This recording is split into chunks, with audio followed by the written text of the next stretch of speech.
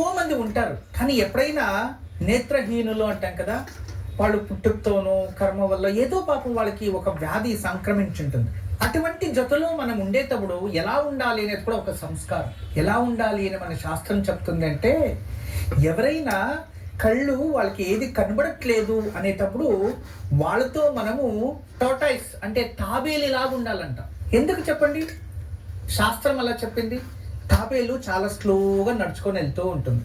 వాళ్ళతో మనం ఉండేటప్పుడు వాళ్ళు మనల్ని ఫాలో అవుతున్నారు, వాళ్ళతో మనం ఉన్నాము అంటే తాబేలులా ఉండాలి అని అర్థం. అదే ఎవరైనా వినికిడి సమస్య ఉండేవాళ్ళు మనతో ఉంటారు అనుకోండి, వాళ్ళతో మనం ఎలా ఉండాలంటే వాళ్ళకి శబ్దాలుగా మనం ఉండాలంట. అది ఉత్తమ సంస్కారం. తర్వాత ఎవరైనా గొప్పవాళ్ళు, గౌరవాన్వితలు, పెద్దవాళ్ళు, జ్ఞానవంతులు, వయసులో పెద్దవాళ్ళు ఉంటారు కదా, అటువంటి వారి దగ్గర మనం ఎలా ఉండాలి అంటే చేతులు కట్టుకొని ఏమీ తెలియని వ్యక్తిగా ఉండాలంట.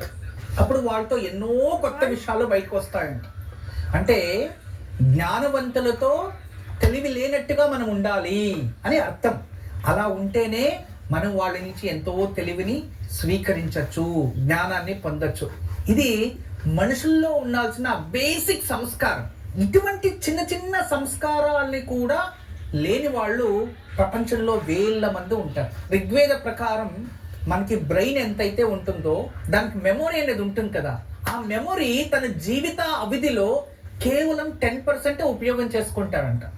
అంటే లోపల ఉన్న తెలివిని కేవలం 10%. కొందరైతే 1% కూడా ఉపయోగం చేసుకోకుండా ఉన్న వాళ్ళు కూడా ఉంటారు. వాళ్ళ జీవితాలు అంతే. 10% ఉపయోగం చేసుకున్న వాళ్ళు గొప్ప గొప్ప సైంటిస్టులు, విద్వాంసులు అయ్యారు. అదే 100% ఉపయోగం చేసుకున్న వారు ఎవరు అంటే ఋషులు, మహాత్ములు, పురాణాలని, వేదాలని మనకి అందించిన వారు మాత్రమే.